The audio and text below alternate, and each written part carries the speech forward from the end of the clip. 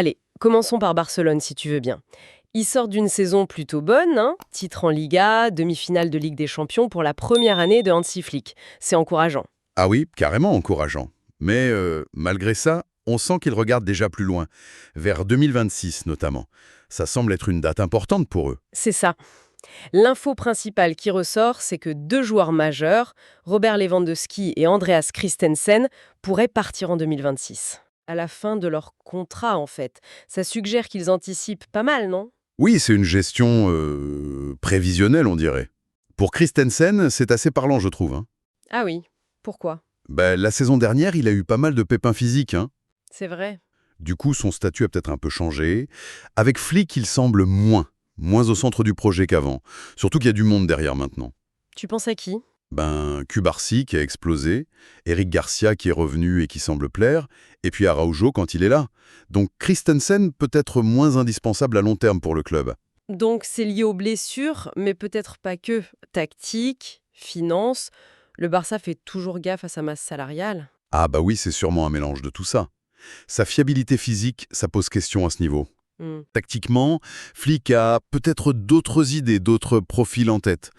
Et l'argent, c'est le nerf de la guerre au Barça en ce moment. toujours. Donc, se séparer d'un salaire, même d'un bon joueur, ça colle avec cette idée de réduire les coûts et de faire place aux jeunes. C'est pas forcément qu'il est mauvais, hein, loin de là, mais c'est une décision globale, stratégique. Et apparemment, ça intéresse déjà du monde en Angleterre. La Première Ligue serait à l'affût. Ah, ça ne m'étonne pas. Il pourrait bouger dès janvier 2026, ou même le récupérer libre l'été suivant. Le marché anglais, ils adorent ce genre de situation. Classique. Pour les Lewandowski, par contre, c'est différent. Plus complexe peut-être, émotionnellement et sportivement. Oui, on parle quand même d'une légende là. Il aura 37 ans en 2026, mais piou, ses stats, 42 buts la saison dernière, c'est juste énorme. C'est monstrueux. Une machine. Alors justement, laisser partir un buteur comme ça, même à 37 ans, est-ce que c'est pas un risque fou pour le Barça? 42 buts, ça se remplace pas comme ça, si? Voilà, t'as mis le doigt sur le problème, c'est tout le dilemme du Barça. Hmm. D'un côté, t'as la performance pure, immédiate, les buts qu'il garantit. De l'autre, t'as la vision à long terme. Le rajeunissement. Le rajeunissement, oui, et surtout son salaire. Il pèse lourd dans une masse salariale que le Barça veut absolument maîtriser, pour le fair play financier, pour pouvoir investir ailleurs. C'est cet équilibre permanent entre aujourd'hui et demain, quoi. C'est exactement ça. Garder Lewandowski après 2026, ça voudrait dire un nouveau contrat, sûrement coûteux pour un joueur qui approche des 40 ans. Ça irait un peu à l'encontre de leur stratégie affichée de tourner la page doucement. Bon, c'est très clair pour le Barça, on voit la direction. Passons à Real Madrid maintenant. Eux aussi, ils préparent l'avenir, surtout en défense, on dirait. Effectivement, le gros chantier pour le prochain mercato d'été à Madrid, ça semble être de trouver un défenseur central de très haut niveau. Et il y a un nom qui revient souvent, Ibrahima Konaté, le Français de Liverpool. C'est ça. Et le point clé, là où ça devient vraiment intéressant, c'est qu'il est dans sa dernière année de contrat. Ah, la voilà, la signature Real Madrid. C'est devenu leur marque de fabrique, ça. Carrément. Cette capacité à flairer les fins de contrat et à les transformer en opportunités en or, c'est presque un art. On pense à Alaba, Rudiger. Alaba, Rudiger et bien sûr le coup de maître Mbappé. Attirer Konaté, international français, 26 ans, sans payer de transfert ou alors très peu en janvier, ce serait encore un coût énorme, financièrement et sportivement. Mais est-ce que c'est si facile? Liverpool va le laisser filer comme ça, gratuitement? Surtout au Real, un concurrent direct? C'est la question à 1 million, ça. Liverpool va tout faire pour le prolonger, c'est sûr. Logique. Mais si le joueur décide de ne pas signer, Liverpool sera coincé, le vendre pour moins cher en janvier ou le perdre pour rien en juin. Le Real parie sur son attractivité, sur son projet. Et sur le plan sportif, il viendrait pour quoi faire, exactement? Pour préparer l'après Alaba et l'après Rudiger. Eux aussi arrivent en fin de contrat et d'après ce qui se dit, ils ne seraient pas forcément prolongés. Donc c'est une planification très, très fine des ressources et des échéances. Une gestion au millimètre. Mais le Real ne met pas tous ses œufs dans le même panier, si? Il y a un plan B d'après fichage S. Tout à fait. Et là, on change complètement de stratégie. Le plan B, ce serait Mickey Van de Ven, le défenseur de Tottenham. Ah oui, le néerlandais. Profil très différent. Complètement.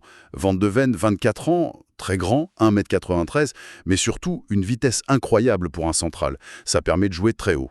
Et polyvalent aussi, non? Oui, il peut jouer à gauche. Oui, il peut dépanner en latéral gauche, profil très moderne, très complémentaire de Romero à Tottenham.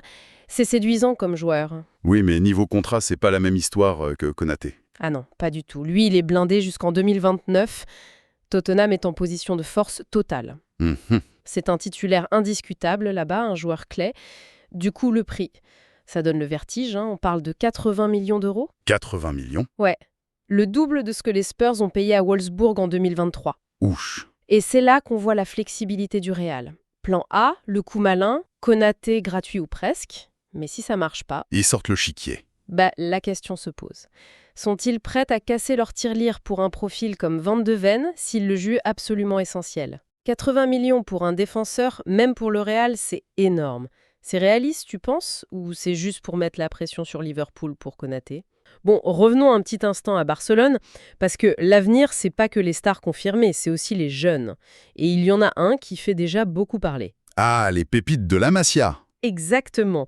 Il s'agit de Drodio Fernandez, 17 ans seulement, milieu offensif ou attaquant, un wonder kid, comme on dit. D'accord. Et apparemment, son potentiel n'est pas passé inaperçu. Deux très gros clubs anglais seraient dessus, Chelsea et Manchester City. Ah, les classiques. Ils sont partout sur les jeunes talents. Il faut comprendre pourquoi ils sont si agressifs. Vas-y. Mais au-delà de renforcer leurs académies, il y a la règle des homegrown players, les joueurs formés localement. C'est super important Premier League et pour les listes UEFA. Ah oui, exact. Donc recruter très jeunes, ça peut les aider à remplir ses quotas plus tard, et puis ça permet de sécuriser un talent avant qu'il n'explose et que son prix devienne fou. C'est une vraie course mondiale. Et la Masia, ça reste un vivier incroyable. Et ce Dro Fernandez, il a déjà un petit CV sympa pour son âge. International espagnol U17, il a joué en Youth League l'an dernier, marqué 2 buts. Pas mal. Il a même débuté avec le Barça Athletic, la réserve. Et surtout, signe fort, Flick l'a pris dans le groupe pro pour les premiers matchs de Liga cette saison. Ah ouais, quand même. Il a même marqué en amical contre Vissel Kobe. Donc c'est plus qu'une simple promesse, quoi. C'est quel type de joueur exactement? On sait un peu. On le décrit comme très technique, créatif, capable de jouer milieu offensif ou sur une aile, le fameux ADN Barça, quoi.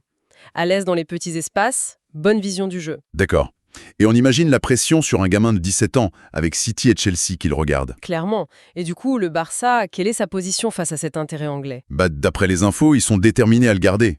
C'est logique. Mhm. Son intégration progressive au groupe pro, même s'il ne joue pas encore officiellement, c'est un message, pour lui montrer qu'il y a un chemin pour lui au club.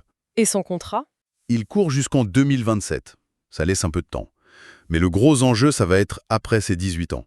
Il les aura en janvier. Ah oui, là, il pourra signer un contrat pro plus long et être plus tenté par des offres énormes de l'étranger. Exactement. Comment le Barça peut lutter contre la puissance financière de City ou Chelsea? C'est ça la question. C'est le défi. C'est le test pour l'attractivité de la Masia aujourd'hui.